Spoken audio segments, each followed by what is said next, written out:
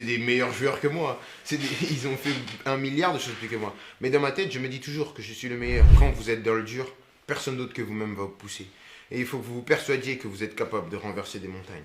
Parce que les gens ne comprennent pas, bien sûr, l'ego.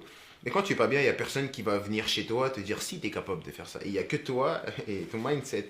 C'est que toi. C'est que toi. Et donc, il faut se persuader que vous êtes capable de faire de grandes choses. À chaque fois que je rentre sur un terrain, je me dis toujours que je suis le meilleur. Pourtant, j'ai joué dans des terrains, il y avait Messi, Cristiano.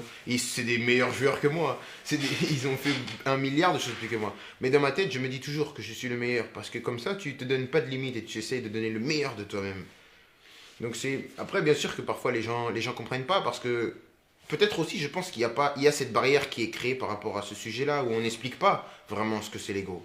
Pour les gens, l'ego, c'est juste pas donner un penalty à un copain ou avoir un meilleur salaire que le joueur de l'équipe rivale. Non, c'est pas que ça. C'est aussi dans la préparation. C'est quelque chose de personnel.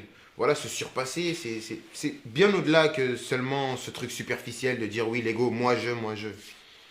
Mais je pense qu'il y a pas mal de choses à dire sur ça. On va en gagner une deuxième. On va en gagner une deuxième parce que tu t'es dit que voilà, ça peut être qu'un bagage supplémentaire pour ton voyage. Voilà, normalement une Coupe du Monde c'est l'aboutissement d'une carrière. C'est quelque chose que tu fais, que tu travailles en club, tu as des années en club et tu arrives vers 27, 28, voilà, c'est la Coupe du Monde où tu es à ton apogée.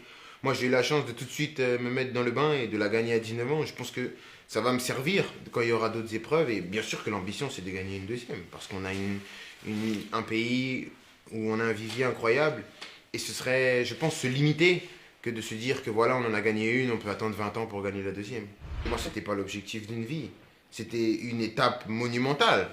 Faut pas minimiser une Coupe du Monde, mais ça restait une étape et j'ai toujours dit que j'ai jamais voulu me limiter. Donc pour moi, une fois que la Coupe du Monde elle était cochée, le but c'était d'en cocher une autre et de travailler pour en cocher une autre. Bien sûr, parce qu'une carrière c'est 15 ans. Si tu es très très bon, c'est 15 ans. T'as 15 ans, donne tout pendant 15 ans et après tu auras le temps de voir ce que tu as fait. Et tu auras toute la vie pour dire oui, moi j'ai gagné ça, j'ai fait ci. Parce que la Ligue des Champions, pour moi, ça a une place très importante.